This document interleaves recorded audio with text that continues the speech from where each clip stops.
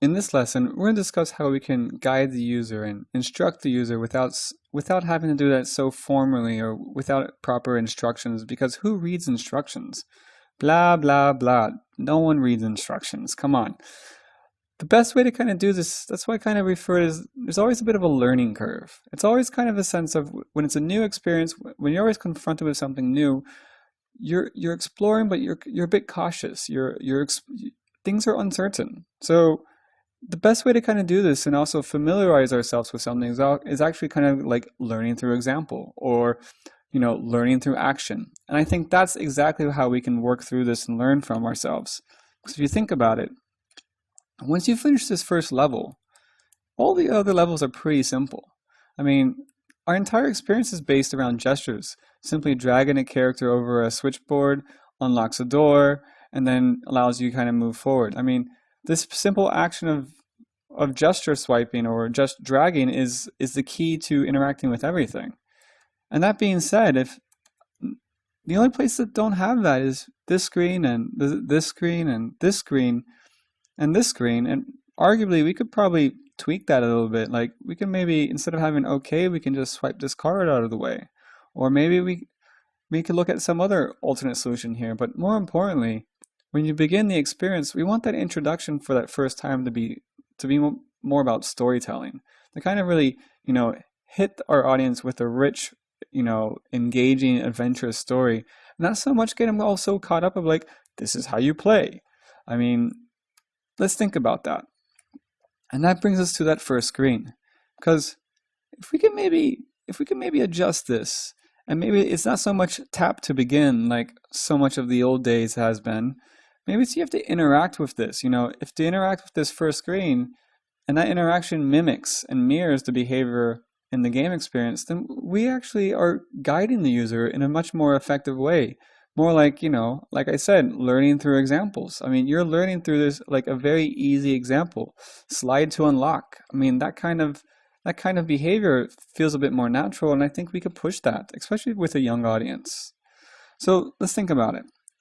Because if we think of bringing something like this, and I have just like, just made this little character card up, I need to actually lock this layer so we don't interfere too much with it.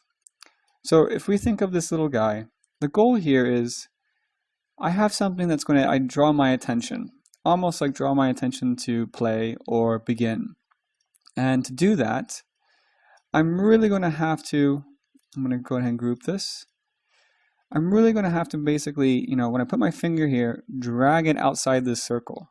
Because the moment I drag it out that circle, it seems like we could begin. We're dragging a character or something to another point.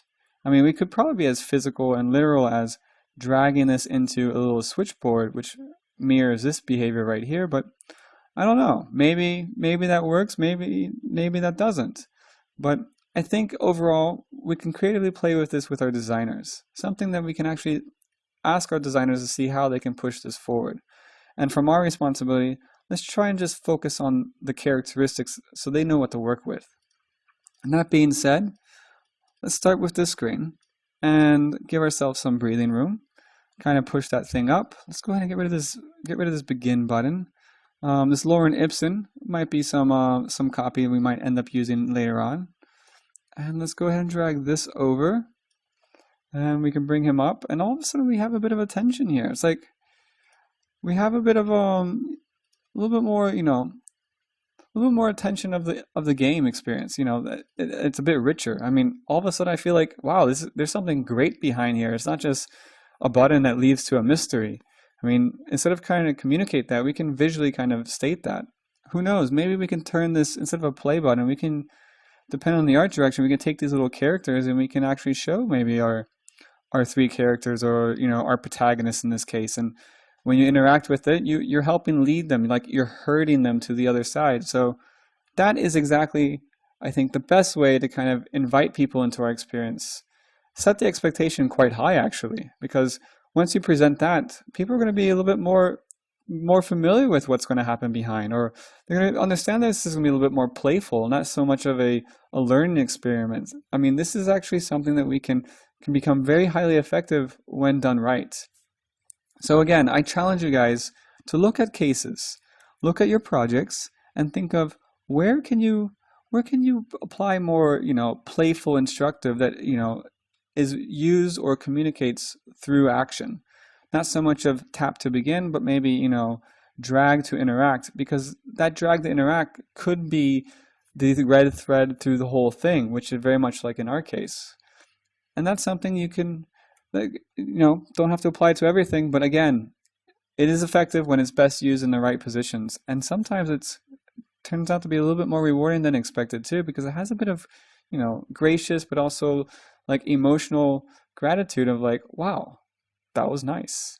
And that's the sweet spot that we're always trying to work for. So remember, it takes time. Work through our concepts, work through the prototype, see how that behavior comes through, and see how our overall experience starts to be shaping, because its qualities should and our interactions should reflect its personality. And that's something we'll get into next.